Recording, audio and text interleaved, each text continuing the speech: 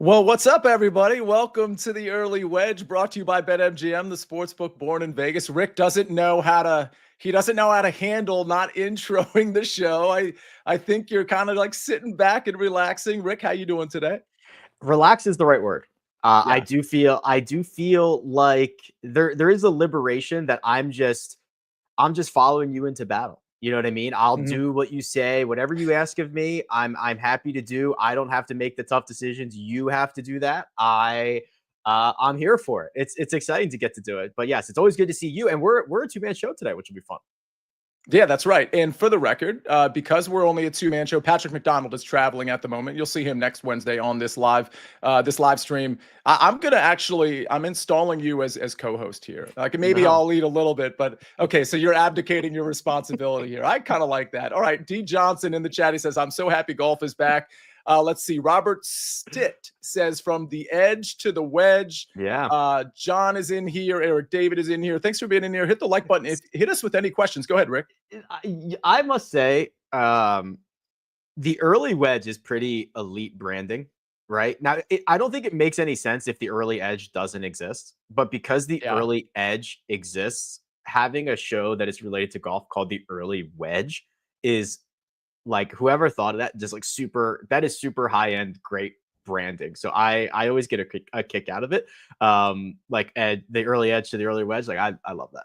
Well, you know what's cool is when this show was created a couple years back, I'm pretty sure we left it to the audience to like help us name the show. Wow. I mean, and I can't remember who it was that helped us with the actual name, but like we basically just like surfed the audience for it. A bunch of names came in and we settled on the early wedge. So if you were the person that did that, hand up. So good for you. Can I tell you this? So I almost had a huge day in DFS last week. I needed Daniel Berger or Straka to like really step up on Sunday, and of course it didn't happen.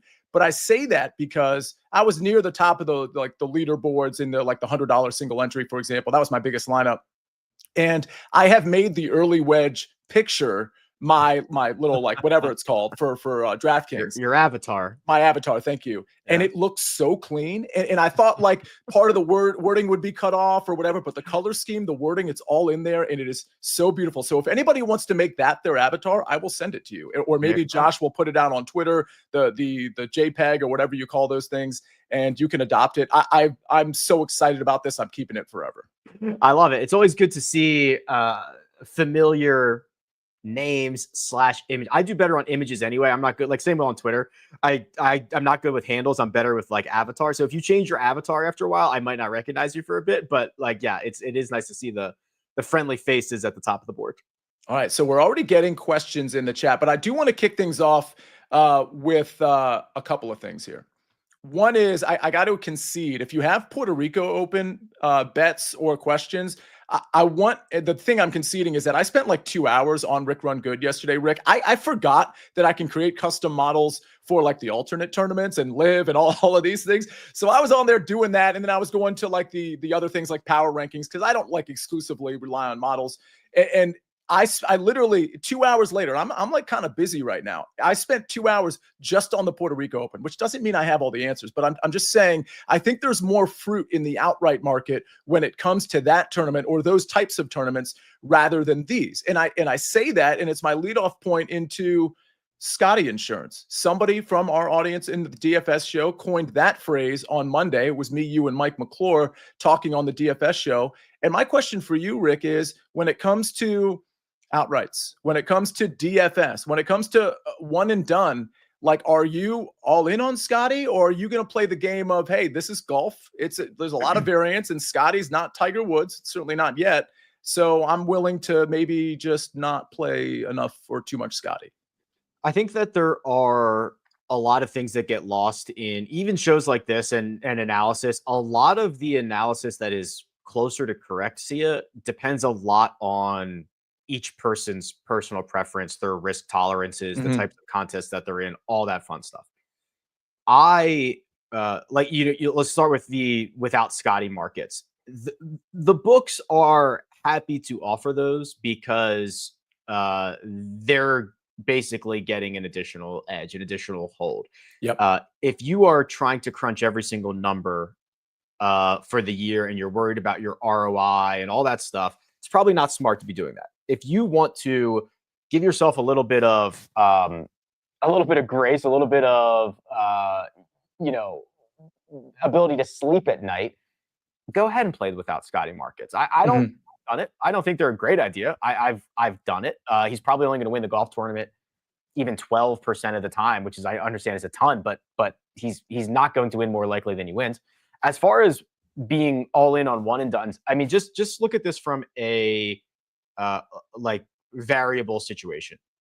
Scottie Scheffler, we know, is the best player in the world, and you want to use your best player in the world in the most advantageous spot. That includes field size, purse size, golf course, all that stuff. Well, this is one of the bigger purses. The only one that is going to surpass it likely is next week at the Players Championship, where we're going to have a massive field on a golf that is more volatile, despite the fact that Scottie's won it twice. You also have an ownership thing. So I think for one and done, you should probably be playing either Scottie now, $4 million up top, smaller field, golf course he's won twice at, or the Masters, which is smaller field, a golf course that he has also won multiple times at, and will have a $3.5 to $4 million first prize, something like that. Maybe not that much, maybe $3 million. As opposed to next week where there's going to be a lot more people. So there's kind of a lot of different ways that you can deploy Scottie. For DFS purposes, I don't think he's priced high enough, just based on some of the outright stuff. So there's just a lot going on here with Scottie. I think he's a very interesting topic in general, but that's how I'm rolling with him. Fair enough. Okay, we have so many questions in the chat, and we're going to get to them. I do want to ask you, because I know a storyline, is, okay, if it's not Scottie, who is it? Yeah. There was even a question earlier, one of the first questions in this chat, and we're going to get to all of them, was, hey, how are we treating Xander? Coming off the injury, how confident are we? I think there's different answers depending on how you want to play him. Like, I think there's a DFS answer, and I think there is a betting answer. With all that said, the non-Scottie group, Rick, like, how are we treating them? Again, we're talking Rory, we're talking Xander. I'm talking about the guys at the top. I am treating Xander as if he is 100% healthy and ready to go. I think that he spent a lot of time making sure that he was going to get right, taking off more time than he probably needed to. He did not rush back, I guess is the way that I would put it if we were looking at another sport. And then I think that the 9K range on DraftKings, or like that second tier of golfers, it does have a lot of question marks. Colin Morikawa hasn't played particularly well at Bay Hill. Patrick Cantlay, I'm bullish on, but I always seem to get him wrong. Justin Thomas has a driver issue, which at this golf course can be troublesome. Hideki hasn't been great since the victory. So there are just a lot of other question marks. I think it really improves the value of Ludwig, who is seemingly firing on all cylinders, and this would be another good golf course for him. I think it increases the value on someone like Tommy Fleetwood. Tommy Fleetwood has this just bizarre designation of not being able to win, which is really only relevant to his United States golf. He's won plenty of times everywhere else in the world, but he is a better version of Harris English, who is just well-rounded and can grind it out. He is a slightly worse version of Xander Schauffele, who's going to game throughout the bag. He's a better version of Sepp Straka, right? Those guys that are very well-rounded in nature. So I think the question marks increase the value of guys like Scottie and of guys like Ludwig and Tommy Fleetwood as well. How dare you sully the good name of Sepp Straka, Rick Gehman? I love Sepp, but Tommy Fleetwood is objectively better than Sepp Straka. That's probably true. I mean, there is but can I ask you this though? 9 holes left. They're both, 8 under. Who are you taking at that point? This is so silly. They're both tied for the lead at 8 under. Tommy. No, here's the wrong thing. Answer. No, it's not. Here's the thing. What's crazy is this thing that hangs over Tommy Fleetwood's head probably doesn't even exist if Nick Taylor does not drop the longest putt in like the history of the Canadian. You know what I mean? Like, you can't control that. There's no playing defense in golf, right? And if that putt doesn't drop and Tommy Fleetwood wins that playoff, it is just a completely different story. Was that a 70-footer? I think it was 71 feet, I think is what it was. Unbelievable. Okay, we have so many questions in the chat to get to. So here's what we're going to do. By the way, there was Joe Neuenfeld. Rick, you were doing your live stream for Rick Run Good yesterday, and I was admiring how good your hair and lighting looked. And Joe Neuenfeld says the only hair that rivals Sia's hair is Rick Gehman's. This is a great, I mean, listen, we can pat ourselves on the back. This is a stream full of great hair. I do not think that mine is anywhere close to yours, I would trade you. But yeah, we're both having pretty good hair days right now. Look at me fishing for compliments just by reading a comment. All right, we got to get to all of your questions. We're going to do it right after this message from our partners. Gives it to Jenkins for the championship. A 16 beats a 1. From sweet to elite to the Final Four.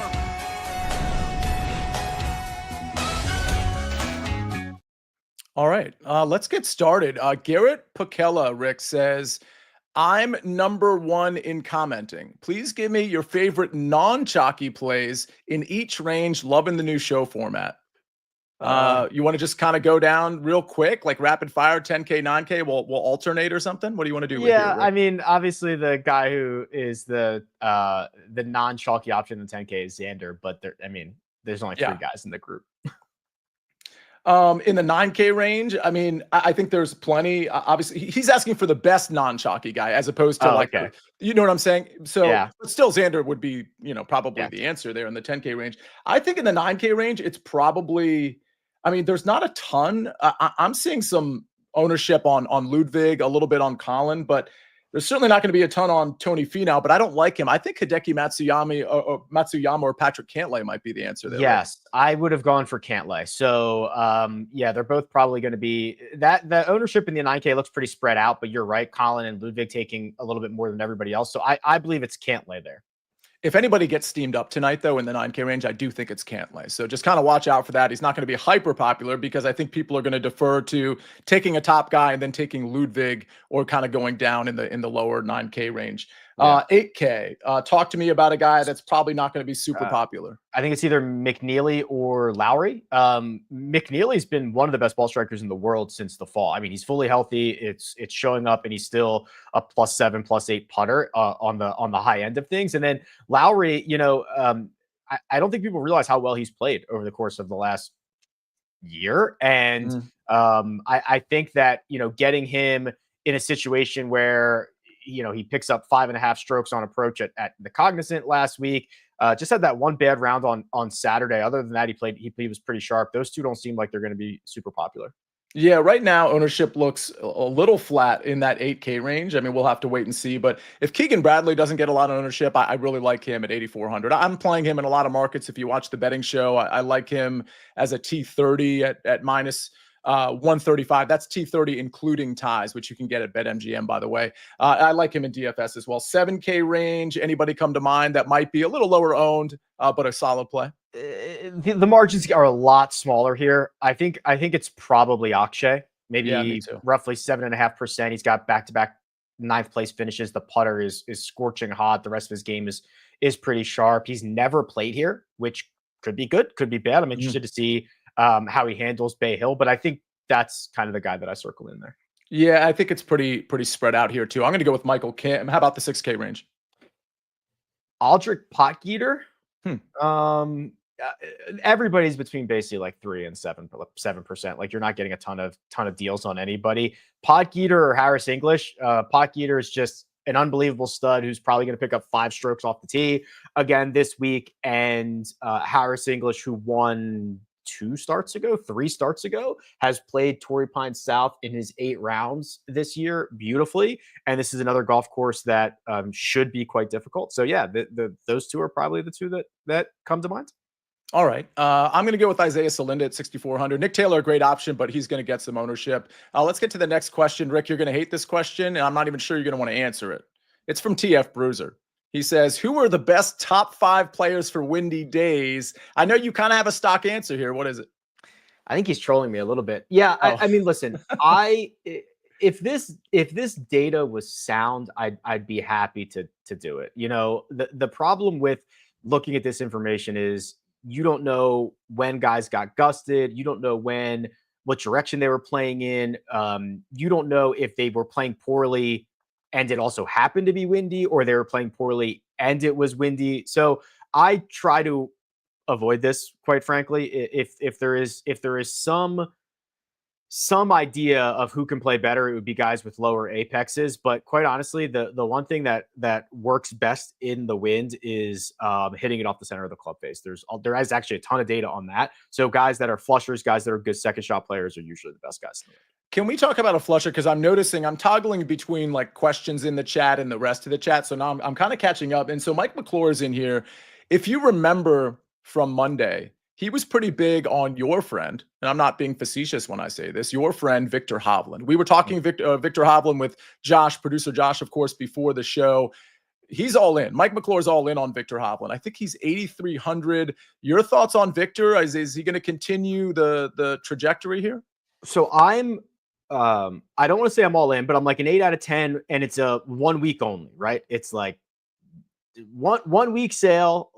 I am not ready to commit farther than this, but I'm ready to commit for right now. This is obviously a very good golf course for him because it emphasizes his strengths and it minimizes some of his weaknesses. We have also seen that he's going to go back to the putter that has got him to be one of the best players in the world. And he's also going back to a different pair of shoes, believe it or not. He's going back to his Nike shoes, Sia. And the reason that is noteworthy is because he has felt like he's been unable to read putts. Remember, he's an aim point guy. He reads putts with his feet.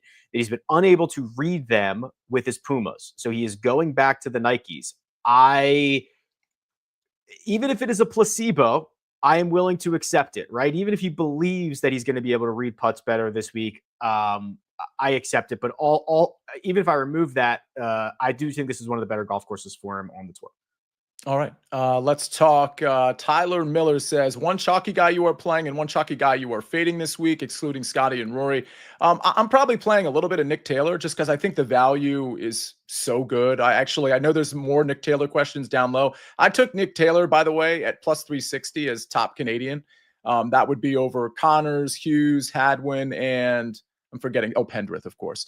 So I'm kind of big on Nick Taylor. I'm willing to take that chalk, but I'm also willing to pivot to like an Isaiah Salinda. So it's not like I'm all in on Nick Taylor. Chalky guy I'm playing. I'll probably play a decent amount of Ludwig. Go ahead, Rick. Yes. So I think they're right. The two guys I'm thinking of are right next to each other. I'm probably playing a chalky Ludwig, not playing Colin Morikawa as much. And it's because of the pricing, the way the pricing comes out. I guess you could play them both together, but if you want to get one of the big two or big three, that's going to be difficult as well. Collins struggles here. Also, not to like actually then start giving win data, but it seems like Colin is not very good in the win. That is anecdotal. That is not data-driven information. But this, along with many other golf courses, are very good for Ludwig. The concerns for Colin at Bay Hill, I just kind of settled on Ludi there. Yeah, I'm a fade on Colin. I'm a fade on Tommy Fleetwood this week. I know both of those are going to be relatively popular in DFS.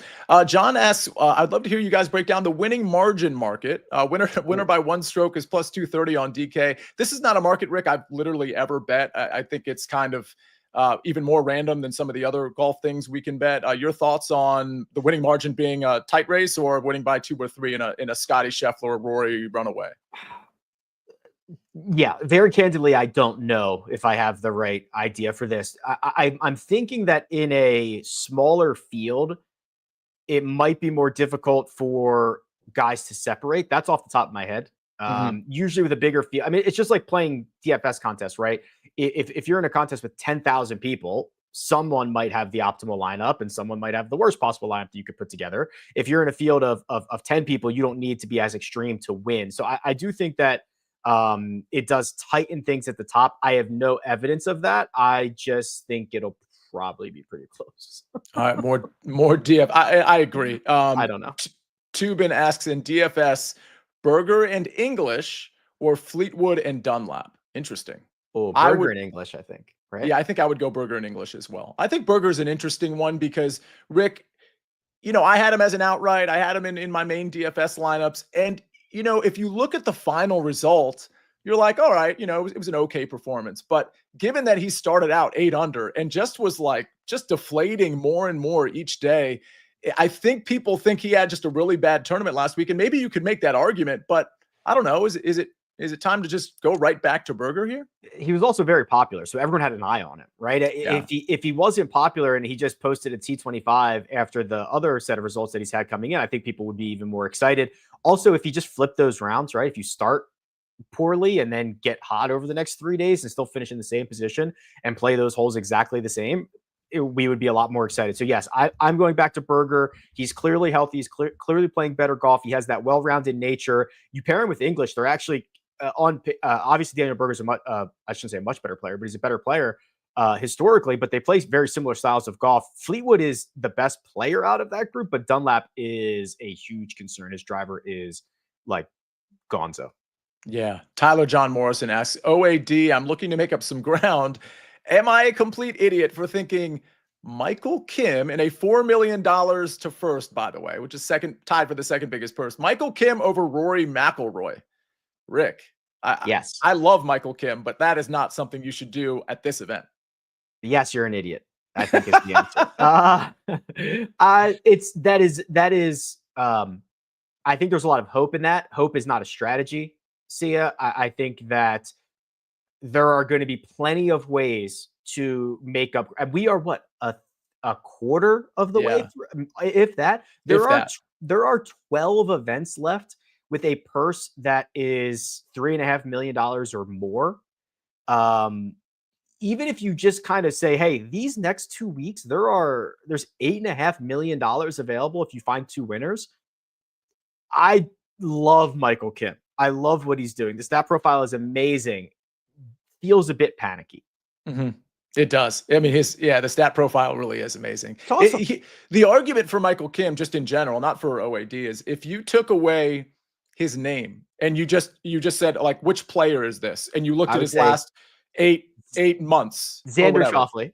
Yeah, exactly. I don't know. It's Colin Morikawa, right? Like, I'm not 100% sure. No, it's Michael Kim. So there is that argument. But for OAD, I think you're being like the phrase I wanted to use was like a little too cute with the Michael Kim thing. I don't know that I would take Rory necessarily either, but Rory's a good pick. I mean, it's $4 million, Rick. Yeah. So I think the obvious spots for Rory are here now. Rory at Bay Hill, Rory at Quail. Now that's going to be a much bigger field because it's the PGA Championship. It's going to be like the largest field of the year. But his history around Quail Hollow is unbelievable. I also think that basically once you get past the Masters for Rory, he's just naturally been used a lot, whether it was earlier this year, whether it's going to be this week, he's going to be one of the most popular guys, whether it's next week, so the longer you hold on to Rory, the more valuable he does become, as long as you have a place to play him. So you don't need to play him this week, but you probably need to play him here or Quail, or I'm trying to think what would be like another signature event down the road. I mean, you could get away with playing him at Memorial or something like that. Yeah. Cantlay. Wookie23 wants to know, Cantlay as an OAD pick. I don't mind him as a one and done pick. I'm not doing that. I'm doing Scottie Scheffler this week. But Rick, Cantlay has shown a little bit of promise over his last few tournaments. Your thoughts on him in general? Generally bullish. I don't like that he, 1 week he's struggling off the tee, 1 week he's struggling on approach, the next week he's struggling with the putter. That's generally not a good sign. The results are good. He's finding a way. I think that also shows that when he only has his B- stuff, he's capable of finishing inside the top 10. I like the way that he sets up for this week in terms of popularity, and I'm racking my brain, like, where else are we going to use Patrick Cantlay? I guess the obvious answers could be the Memorial. But some of the other places that he is the best at are not on the schedule for one and done or anything like that. So it'd be like TPC Summerlin, which is not on the schedule. So I'm quite bullish on Cantlay this week. Yeah, and we've got if you're watching us on YouTube, we've got Rick Run Good pulled up, and that's I believe Cantlay's profile. So that's what I'm talking about. Just like something different every week he's struggling at, which is not always a good sign. Right, but he's kind of in that close to superstar mold. You would think at some point he puts it all together consistently for like tournaments in a row. I mean, maybe it starts this week. Yeah. All right.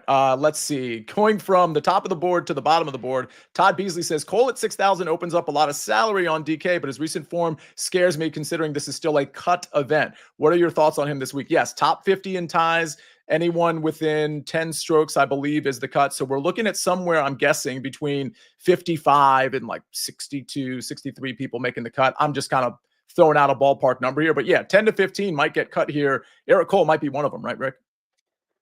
Yeah.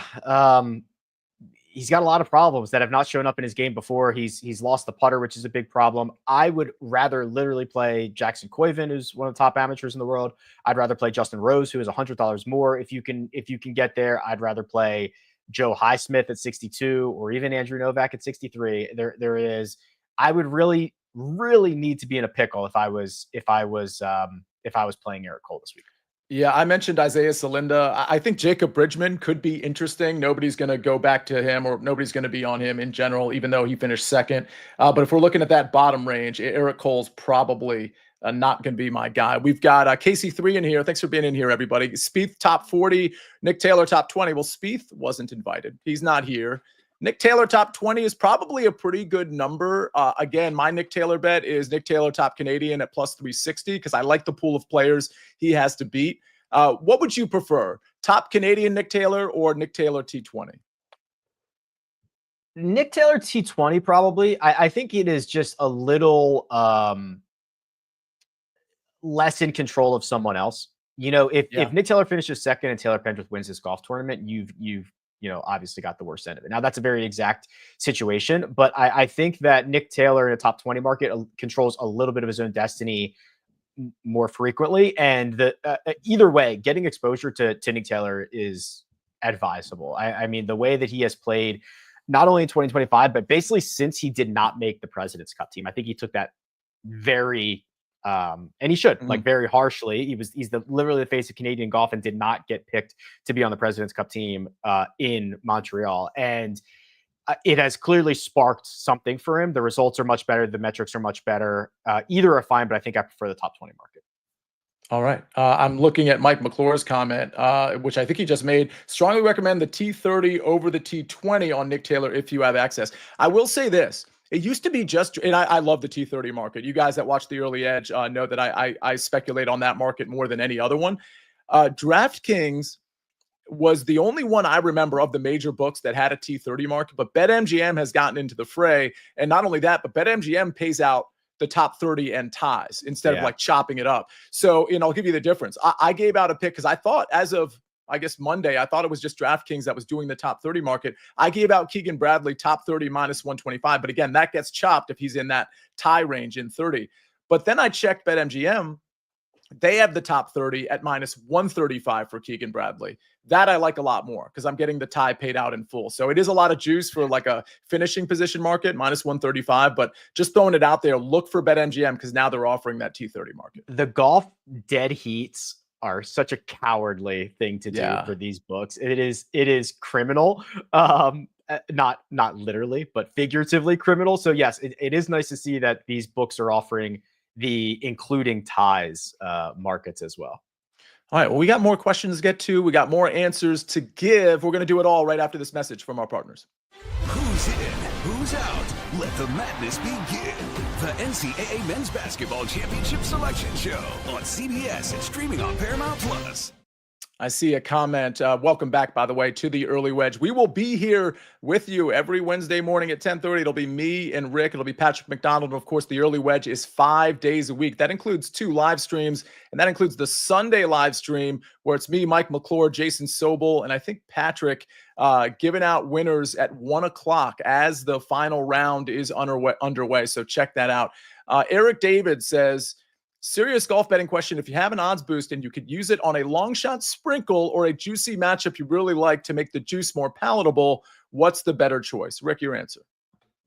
Personal preference. I would probably use it I would not use it on a long shot. I would use it on something, whether it is a matchup, however you want to do it. The guy who's minus 150 and you can elongate or make those odds a little bit longer, I think is the way that I would use it. But that feels a lot of personal preference to me. It does. I wouldn't use it on a long shot per se, but I would use it on a realistic outright winner potentially. I'll tell you how I used it. Let's see. When I hit the Ludwig, when I hit Ludwig a few weeks ago, I hit him, I think, at 25-1, but I also bet him in the without market, if memory serves, at like 22-1. And I had a boost for that. So I was able to use the boost to get Ludwig back up to 25-1 and still have like the without market. So there are ways you can use it to like, again, make it more palatable. Because again, that without market, we talked about the math and the hold, like it's always going to be beneficial to the sports book. But if you have a boost, now you can just like do the without market and generate that number to what it would have been in the first place. So those are kind of ways you can use it as well. I'm sure these are even worse numbers, but what I am a sucker for is not just the without Scottie Scheffler market, but when they've removed, so there's a market on DraftKings right now that's without Rory, without Scottie, without Xander, without Ludwig. All that, yeah. And I'm like, oh man, I'm a sucker for that. Like that'll get me going. Well, so on the early wedge, the betting show, I did that. So what's funny is I'm trying to remember my outright. So I have Ludwig without Scottie Scheffler. Okay. And I'm trying to remember what that number is. I think it was like 12-1. Okay. So we have the tournament outrights here. So look at mine here. Thank you, Josh, for bringing this up. So I've got Ludwig without Scottie at plus 1,200, but I have Patrick Cantlay at plus 1,600 without Scottie, Rory, Schauffele, and Aubert. So what's really cool here, Rick, is technically I can scoop. I could have Scottie finish first. I could have Ludwig finish second. I could have Rory finish third. And then Xander finish fourth. And then Patrick Cantlay finish fifth. I hit the 12-1 and I hit the 16-1. Now, listen, I'm not saying I'm some genius for doing this, but again, I'm just trying to make my pathway a little bit easier. And I think in this case, it's very reasonable for me to assume that plus 1,200 and plus 1,600 are both in play here. Yeah, I'm a sucker for the larger without groups as opposed to just the one guy that you're trying to avoid the buzzsaw. And because realistically, Xander, Scottie, Rory, and Ludwig probably hold very rough math. Like they could potentially hold 20% of the win equity in this field. Yeah, maybe it's not that much, but like that's a lot. Mike McCloy, you're in the chat. You've got your computer at your fingertips. Let us know what those fours win equity is, because I'm sure, Rick, you're in the ballpark for sure there. Yeah. Doug Craig says Denny, Patrick Rogers, Jaeger, and Glover are projecting sub 5% ownership.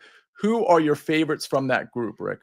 Sorry, so Denny, Patrick Rogers, Jaeger, and Glover. Yeah. I think that I would rank them probably Glover, Denny, Jaeger, Rogers for me. I like the way Glover. So if he's talking sub 5% ownership, he's kind of looking for that low owned, high upside play, in my opinion. That's the way that I'm reading this from Doug. And Glover has legitimate winning upside and hopefully can play out of the short grass. That would be his path to victory. Denny can get hot in a lot of different ways. I think he's interesting. And then I think just Jaeger is better than Patrick Rogers.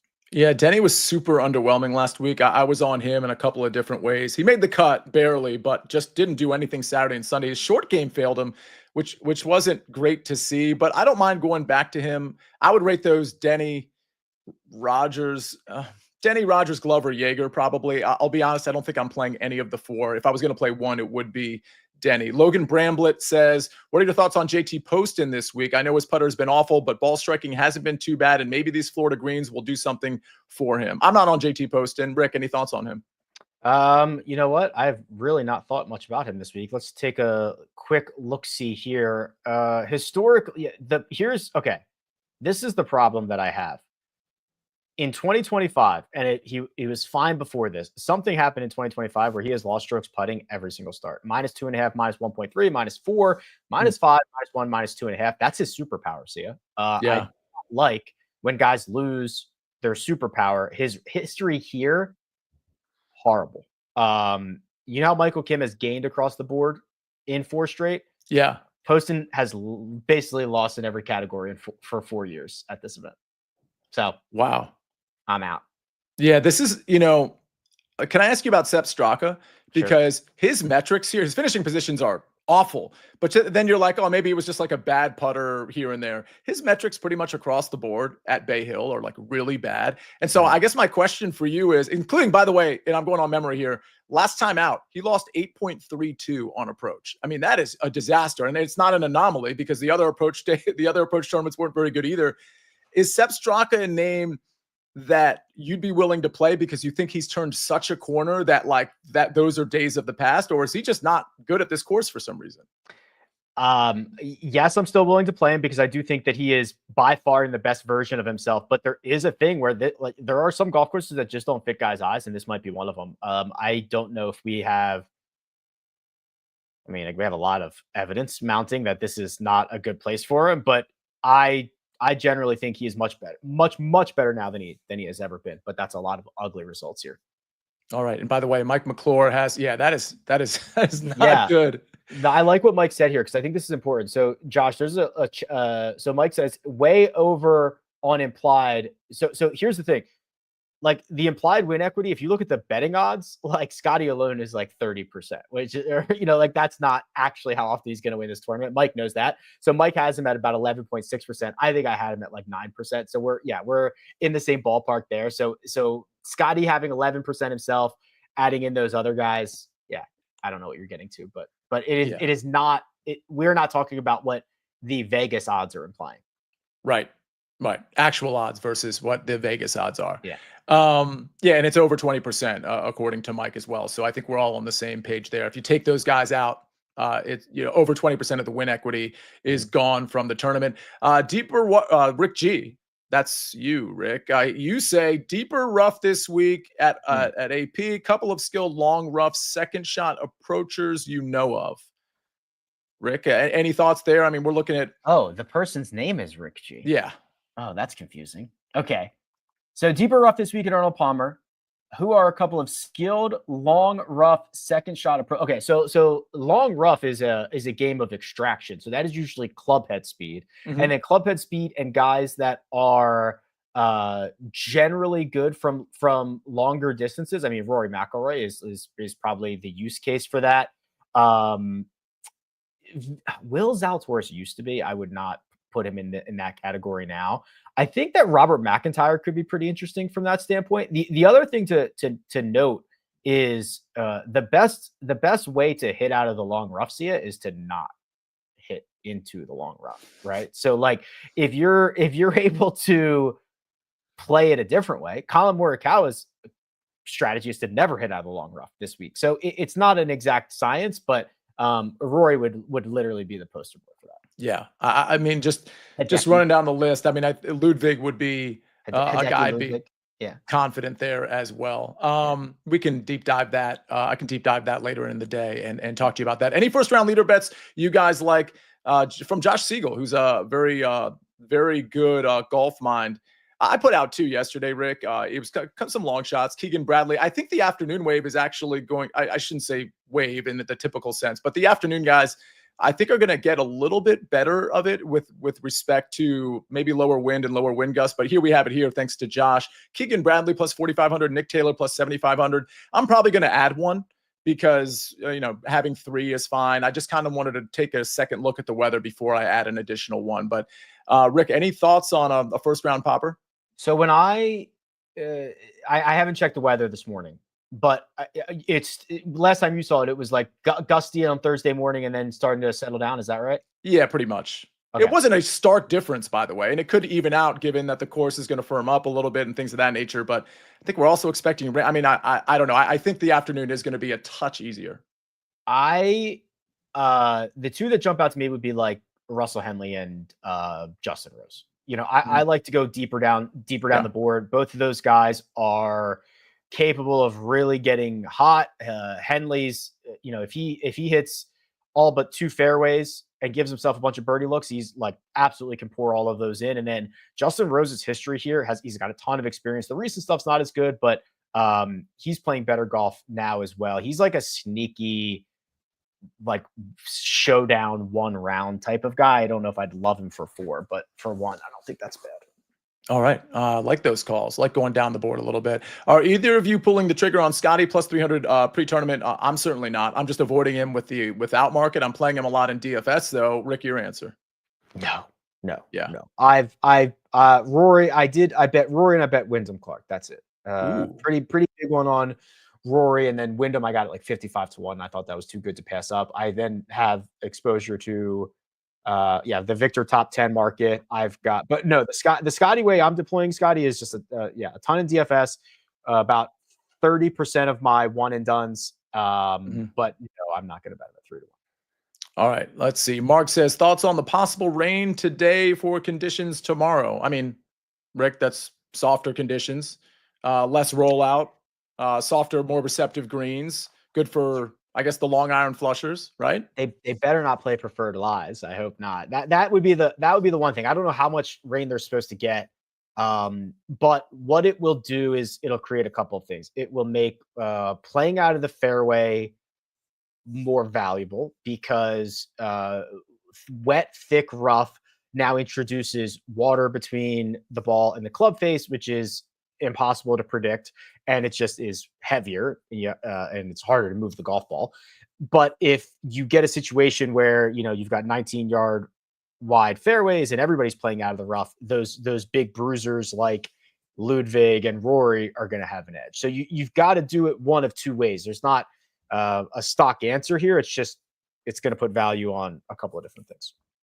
So this is interesting.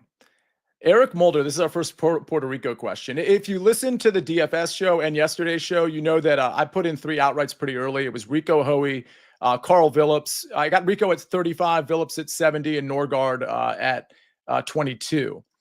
But Eric Mulder says Hoey is plus 3,000 outright and plus 3,000 in the winner without market as well. Am I missing something? So I just went to that market. I went because I assumed he was talking about for this question DK. I didn't realize there was a winner without market at the Puerto Rico Open. Tells you how eager they are to put out those markets, right? and get their hold or what have you. But what's interesting is he's right. I just clicked on it.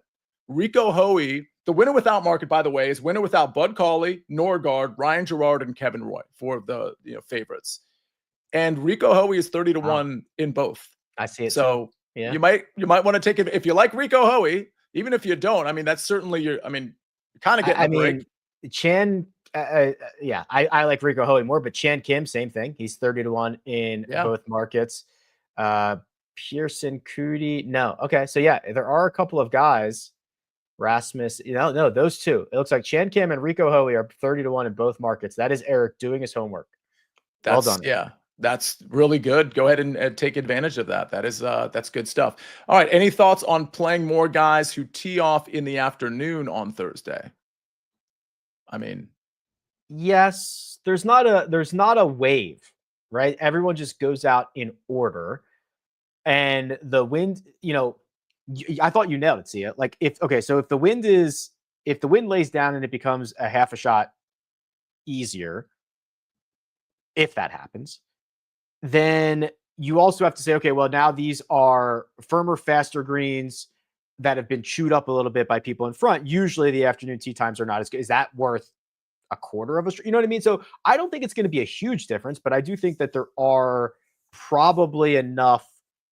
It's also going to look bigger, Sia, quite honestly, because a lot of the studs are in the afternoon, like Rory, Xander, Justin Thomas, Wyndham. They're all playing some of the last groups out. I think it's going to be a little bit easier in the afternoon, but I'm not like breaking my neck to get those guys in. And I will say this is one of those things that unfortunately at 11:15 on a Wednesday, it's not going to be as precise as 11:15 p.m. on a Wednesday. So it's one of those things where, if you see the wind laying down on Thursday afternoon, but you see the wind really being a factor late Friday afternoon, again, it's not a typical wave, but you might be able to find a pocket where the PM AM in DFS actually works out for you. But unfortunately, right now, I don't have that information on Friday, but it's something you want to look at probably later in the day. All right. Mitchell Smith says Max Homa at 170 to 1 is worth at least $1. Is it, Rick Gehman? I mean, $1 is really nothing. Yeah. Sure. If that makes Mitchell happy, I'm not going to yuck his yum. If Mitchell wants to spend his hard-earned USD, $1, do it. I won't. I would not put $1 on Max Homa. I think he is incredibly lost. I hope that changes immediately. But hey, I don't spend Mitchell's money and he doesn't spend mine.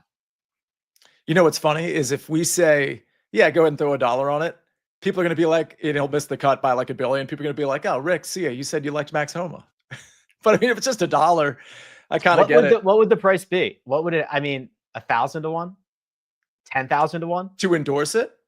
To like actually take the time to go put $1 on Max Homa. 300 to 1. It hasn't been good. I think it would have to be like 500 to 1. I think he would have to be. I think I'd have to be so. I'd have to scroll down and be like, why is he the longest guy in the field? You know what I mean? Something like that. But he's really in a bad spot. Yeah, he looks lost for now. Hopefully he rebounds. What's your opinion on Brian Campbell to miss the cut? Odds of 13-8 I can get, says Ryan Collins. I'll say this. I took a round one matchup on the early edge this morning. I gave it out. I took Jacob Bridgman minus 115 over Brian Campbell. Brian does a couple things, pretty well. I think his approach game is solid. His short game is pretty solid.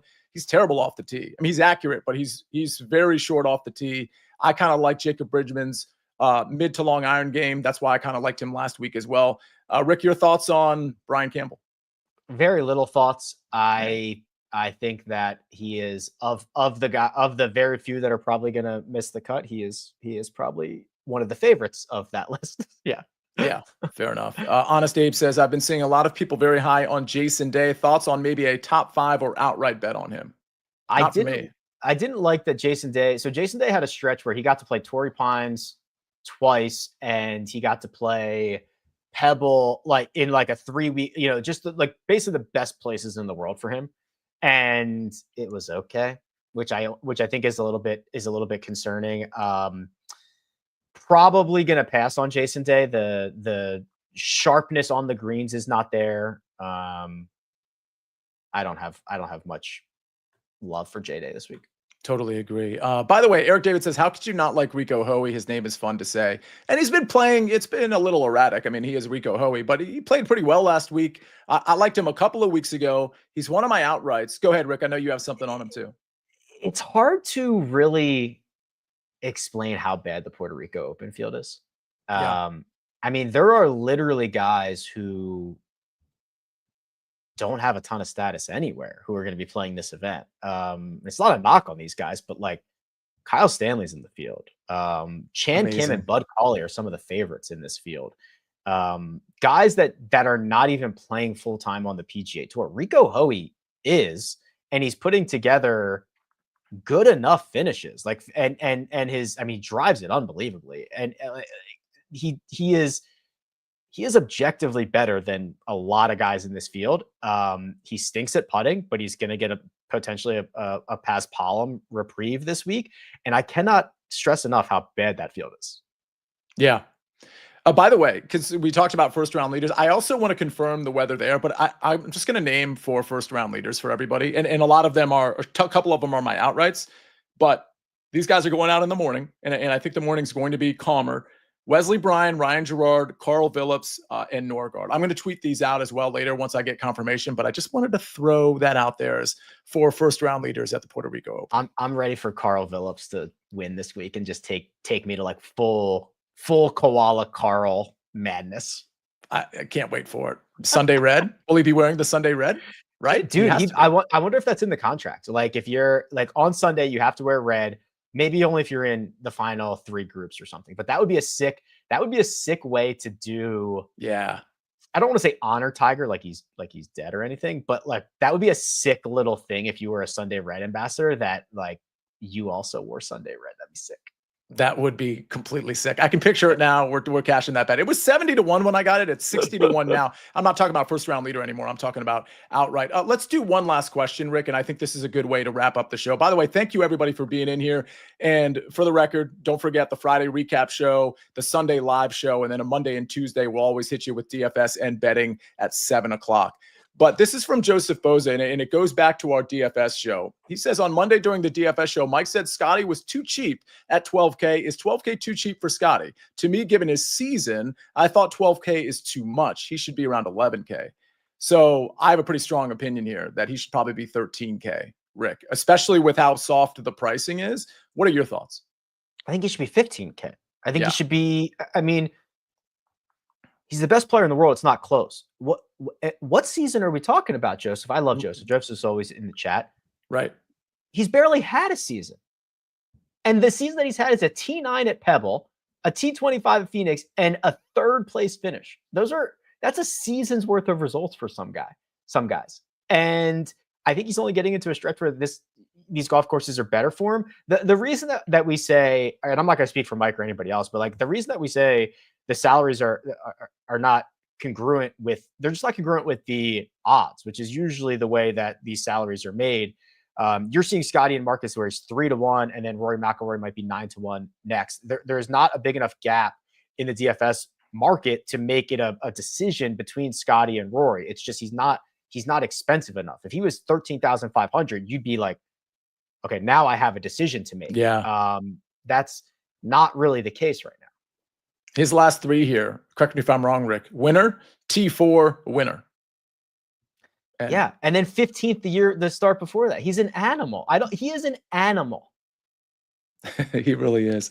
All right, so before we get out of here, I don't think we touched on Decky too much.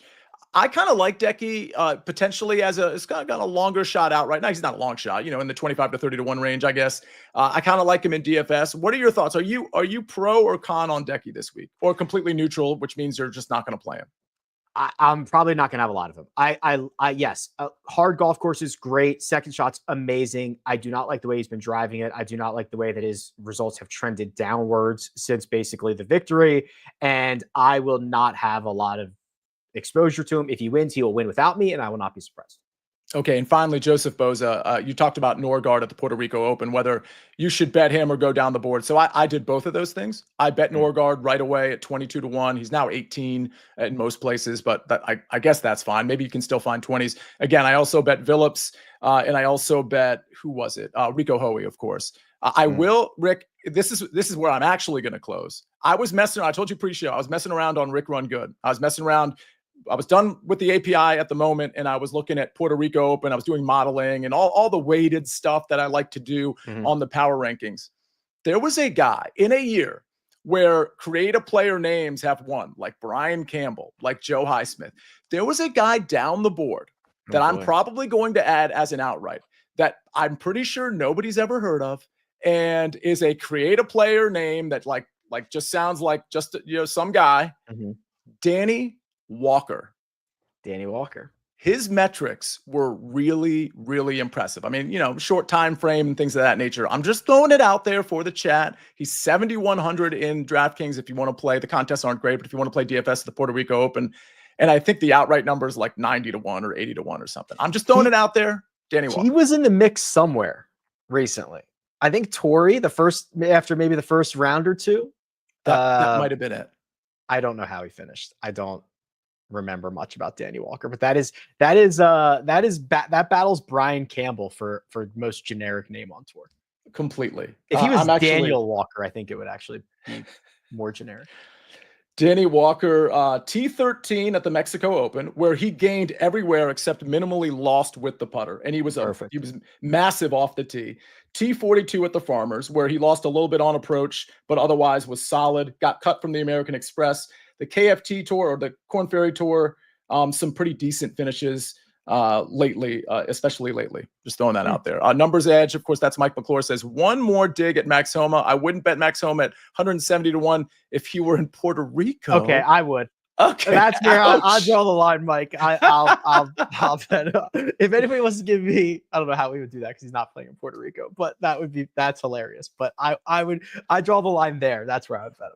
All right. I know there's other questions about matchups and things of that nature. Keep in mind the early edge every single day at 10 o'clock in the morning. I'll be coming with another round matchup tomorrow. Gave the Bridgman one out earlier. And of course, we've got a lot of content at Sportsline. So you want to make sure you dial in there. Rick, I think that's our show. I love it. Thanks, everybody. Thanks to you. All right. Great show, everybody. We'll see you next time right here on the Early Wedge.